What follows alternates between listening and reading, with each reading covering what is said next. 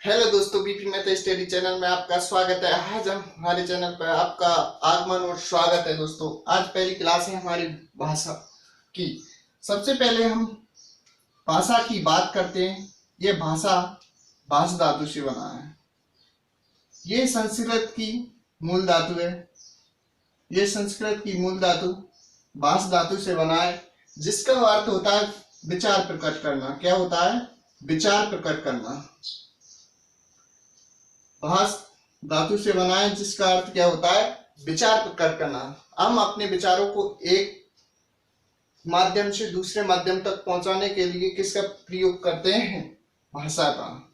जब हम एक दूसरे से बात कर रहे हैं तो वो किस माध्यम से कर रहे हैं दोस्तों? भाषा के माध्यम से। अगर ये भाषा नहीं होती तो हम एक दूसरे की बात को किस प्रकार समझ पाते? ये नामुमकिन होता। लेकिन अब मुमकिन होता है। वो किस माध्यम से होता है? भाषा के माध्यम से। हम अपनी बात को एक से दूसरे तक पहुंचाने के लिए किसका प्रयोग कर रहे हैं? भाषा का। अब ये किससे बना है दोस्तों? भाष धातु से बना है। ये संस्कृत की मूल धातु है, जिसका अर्थ क्या होता है? विचार प्रकट करना। अब हम हमारे विचारों को किसके माध्यम से प्रकट कर रहे हैं दोस्तों? भाषा के माध्यम से। अब भाषा के दो रूप होते हैं। एक तो लिखित रूप होता है और एक मौखिक रूप होता है। अब भाषा को हम दो माध्यम से दूसरे तक पहुंचा सकते हैं। एक तो लिखकर हम अपने विचारों को अभिव्यक्त कर सकते हैं। किस तरह से? लिखकर हम अपने विचारों को अभिव्यक्त कर सकते हैं, और एक बोलकर यानी मौखिक रूप में अभिव्यक्त कर सकते हैं हम अपने विचारों को। तो भाषा के कितने रूप होते हैं? दो। एक तो लिखित और एक मौखिक। अब भाषा में कुछ क्षेत्रीय बोली होती हैं। क्या होती हैं? क्षेत्रीय बोलियां, जो जिन्हें उपबोली भी कहा जाता है। क्या कहा जाता है दोस्तों? उपबोली। उपबोली कहा जाता है, जो हमारे किसी स्थानीय क्षेत्र में बोली जाती हैं। किस में बोली जाती हैं दोस्तों? स्थानीय क्षेत्र में। अलग अलग क्षेत्र में अलग अलग तरह की बोली बोली जाती है। हम जिस माध्यम को, यानी जो मौखिक माध्यम है, इसको लिपि चिन्हों में, किसमें? लिपि चिन्हों में लिखते हैं, उसको हम क्या कहते हैं दोस्तों? लिपि। क्या कहते हैं दोस्तों? लिपि। जो हमारी हिंदी भाषा है वो किस लिपि की है दोस्तों? वो किसकी है? देवनागरी। किसकी है? देवनागरी। तो हमारी जो हिंदी भाषा है वो किस लिपि की है? देवनागरी की। तो सबसे पहले हम दोस्तों वर्णमाला के बारे में बात करेंगे। थोड़ा हमने भाषा के विषय पर चर्चा किया था, और इस भाषा को हम शुद्ध बोल रहे हैं या अशुद्ध बोल रहे हैं, इसका पता हमें किसके द्वारा पता पड़ता है? व्याकरण के द्वारा। किसके द्वारा दोस्तों? व्याकरण। अब व्याकरण होता क्या है? ये हमारी भाषा को शुद्ध करने का काम करता। व्याकरण वह शास्त्र है जो हमें भाषा को शुद्ध करने का ज्ञान कराता है। अब व्याकरण की संधि विच्छेद की जाए तो बी प्लस आ प्लस करण होता है। इसमें व्याकरण में कौन सी संधि है दोस्तों? आप जल्दी कमेंट सेक्शन में बताइए, कौन सी संधि है? ई के बाद कोई असमान स्वर आ रहा है। क्या आ रहा है? असमान स्वर। तो ई का स्थान क्या हो जाएगा? ये हमारी यण संधि है। कौन सी है दोस्तों? यण संधि। तो व्याकरण शब्द में कौन सी संधि है? यण संधि है। कौन सी संधि है दोस्तों? यण संधि है। अब व्याकरण हमें किन बातों का ज्ञान कराता है, इसके बारे में हम परिचर्चा करते हैं दोस्तों। किस किस कौन कौन सी बातों का ज्ञान कराता है व्याकरण? व्याकरण हमें तीन बातों का ज्ञान कराता है। कितनी बातों का? तीन बातों का ज्ञान कराता है। कितनी बातों का दोस्तों? तीन बातों का। अब वो तीन बातें कौन कौन सी है, इनको देखते हैं। शुद्ध उच्चारण का। हमें भाषा वास्तव में हम शुद्ध उच्चारण कर रहे हैं या नहीं कर रहे हैं, इसका पता कहां से पता पड़ता है हमें दोस्तों? व्याकरण के द्वारा पता पड़ता है। एक तो शुद्ध उच्चारण, शुद्ध लेखन और शुद्ध प्रयोग। तो व्याकरण हमें तीन बातों का ज्ञान कराता है। कौन कौन सी? शुद्ध उच्चारण, शुद्ध लेखन और शुद्ध प्रयोग, ये हमारे व्याकरण के द्वारा हम सीखते हैं। एक तो शुद्ध उच्चारण, शुद्ध लेखन और शुद्ध प्रयोग। अब देखते हैं हम दोस्तों वर्णमाला। आज सबसे पहले हम वर्णमाला पर चर्चा करेंगे दोस्तों। ये थोड़ा बेसिक पढ़ा था हमने भाषा के बारे में, कि भाषा को हम व्याकरण क्यों पढ़ रहे हैं, इस उद्देश्य के लिए हमने थोड़ा भाषा के बारे में जाना था दोस्तों, कि भाषा का प्रयोग हम शुद्ध करने के लिए, शुद्ध बोलने के लिए, शुद्ध प्रयोग करने के लिए हम आज व्याकरण को पढ़ रहे हैं। ये हमारे जीवन में भाषा को शुद्ध करने के लिए प्रयोग किया जा रहा है। तो सबसे पहले हम वर्णमाला पढ़ते हैं। क्या पढ़ते हैं दोस्तों? वर्णमाला। ये वर्ण प्लस वर्ण और माला से बना है दोस्तों। एक तो वर्ण है। अब वर्ण क्या होता है दोस्तों? वर्ण भाषा की वह मूल ध्वनि, भाषा की वह मूल ध्वनि जिसके टुकड़े नहीं किए जा सकते।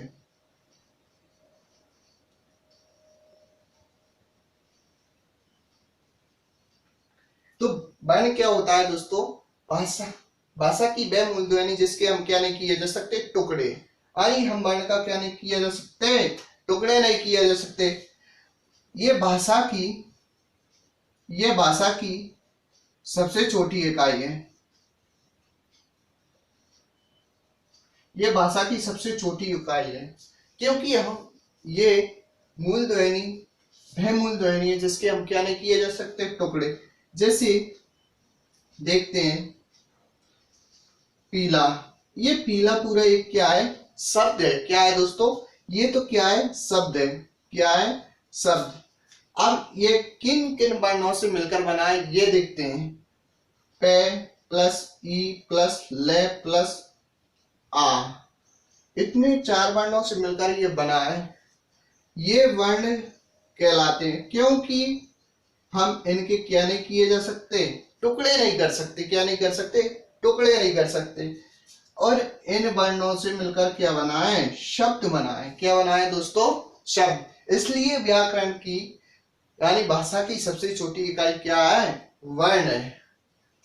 और मौखिक रूप में सबसे छोटी इकाई ध्वनि होती है। क्या होती है दोस्तों? मौखिक रूप में भाषा की सबसे छोटी इकाई ध्वनि होती है, और ये लिखित रूप में सबसे छोटी इकाई क्या होती है? वर्ण होती है। आगे देखते हैं।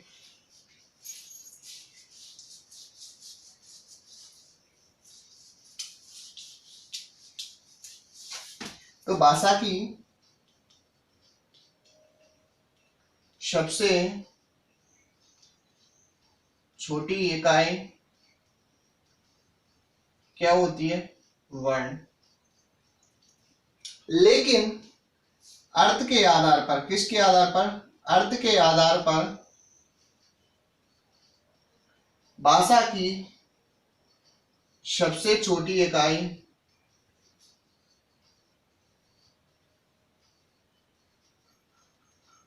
शब्द होती है। यानी अर्थ के आधार पर भाषा की सबसे छोटी इकाई क्या होती है दोस्तों? शब्द होती है। क्या होती है? शब्द।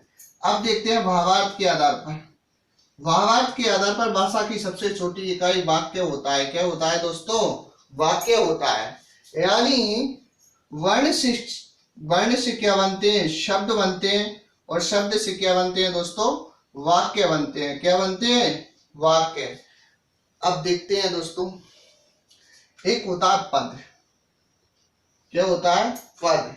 अब पद क्या होता है? वाक्य में प्रयोग शब्द, वाक्य में प्रयोग शब्द पद कहलाता है। यानी वाक्य में प्रयोग शब्द पद कहलाता है। जैसे देखते हैं, राम जाता है। ये तो पूरा क्या है? वाक्य। क्या है दोस्तों? वाक्य है ये। अब इसमें जो राम शब्द हमने वाक्य में प्रयोग किया है, यहाँ पर पद का कार्य कर रहा है। किसका कार्य? पद का। यहाँ पर राम एक शब्द क्या है? पद है। अगर वास्तव में हम इसको राम ही अकेला लिखते तो ये क्या होता? शब्द। क्या होता? शब्द। अगर हम रे प्लस आ प्लस मैं लिखते तो ये हमारा क्या हो जाता दोस्तों, वर्ण हो जाता। क्या हो जाता, वर्ण। इसलिए भाषा की सबसे छोटी इकाई किसको माना जाता है, वर्ण को माना जाता है। अब वर्ण भी देखो दोस्तों, दो प्रकार के पढ़ते हैं हम, कौन कौन से हैं वो भी देख लेते हैं। अब वर्ण देखते हैं, क्या वर्ण,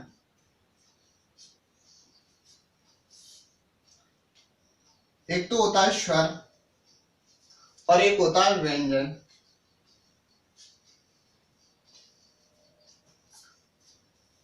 स्वरों की संख्या कितनी होती है हिंदी में, 11।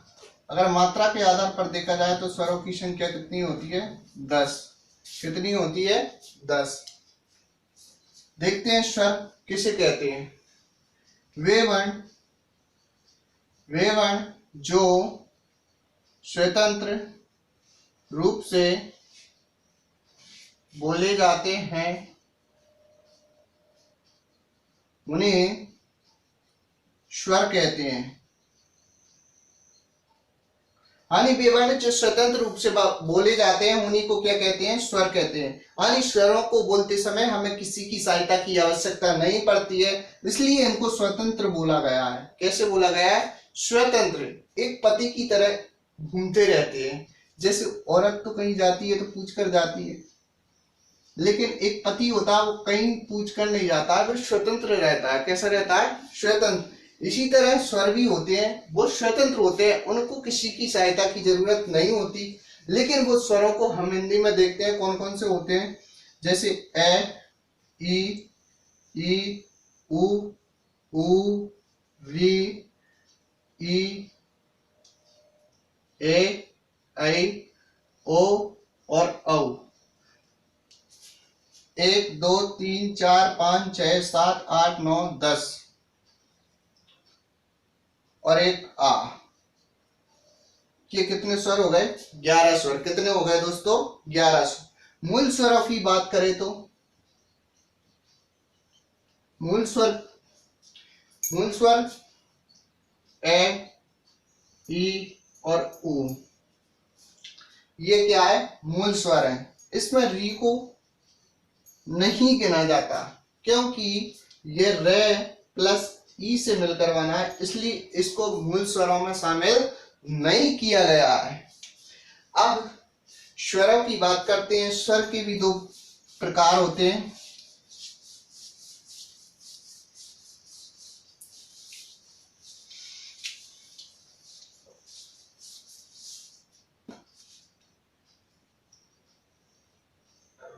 एक तो ह्रस्व स्वर, जिसको लघु स्वर भी कहते हैं। एक होता है दीर्घ स्वर और प्लुत स्वर संस्कृत में चलता है। किस में चलता है, संस्कृत में। ह्रस्व स्वर कौन कौन से होते हैं, ए, ई, उ, री। ये तो क्या है, लघु स्वर। आ, ई, उ, ए, ऐ, ओ और औ। इनकी संख्या 4 होती है, इनकी संख्या 7 होती है। यानी दीर्घ स्वरों की संख्या कितनी होती है, 7। और ह्रस्व स्वरों की संख्या कितनी होती है, 4। ये हमारे कौन से स्वर, एक तो ह्रस्व स्वर जिसको लघु स्वर भी कहा जाता है, एक दीर्घ स्वर। आगे बढ़ते हैं इसी के साथ।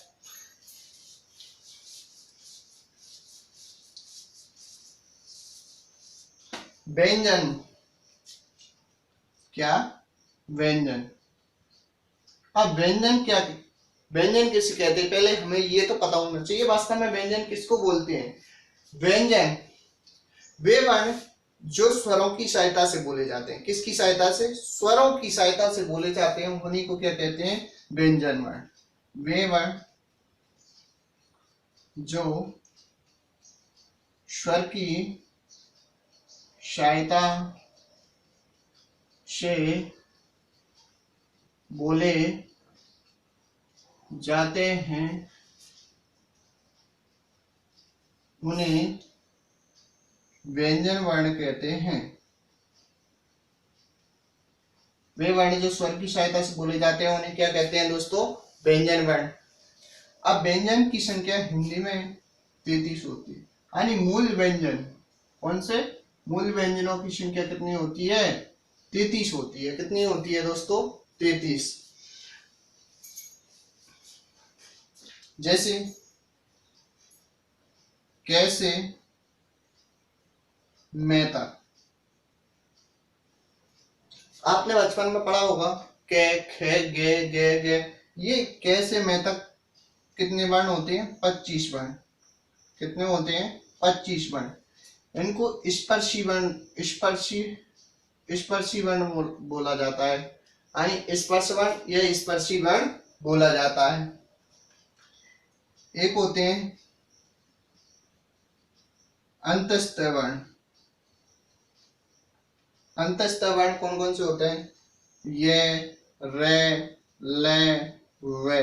ये क्या है? अंतस्थ वर्ण। ये कितने होते हैं? 4। ये कितने होते हैं? 25। और उष्म वर्ण, उष्म व्यंजन वर्ण कौन कौन से होते हैं? श, से और है। ये भी कितने होते हैं दोस्तों? 4 होते हैं। तो 25, 4, 29 और 4, 33। ये तो हमारे मूल व्यंजनों की कितनी संख्या हो गई? 33। कितनी हो गई दोस्तों? 33। कितनी हो गई दोस्तों? 33। यानी वे वर्ण जो स्वरों की सहायता से बोले जाते हैं उन्हीं को क्या कहते हैं? व्यंजन वर्ण। आगे देखते हैं कुछ अन्य, यानी आप ये सोच रहे हो दोस्तों अंग और वे, इसको अनुस्वार और विसर्ग भी बोलते हैं। इसको स्वर में शामिल नहीं किया गया। ये 2 वर्ण अयोगवाय होते हैं। क्या होते हैं दोस्तों? अयोगवाय। क्या होते हैं? अयोगवाय। क्या होते हैं? अयोगवाय। कुछ और भी वर्ण जैसे मिश्रित व्यंजन वर्ण। अब मिश्रित व्यंजन वर्ण कौन कौन से हैं? श्रे, त्रे, ये और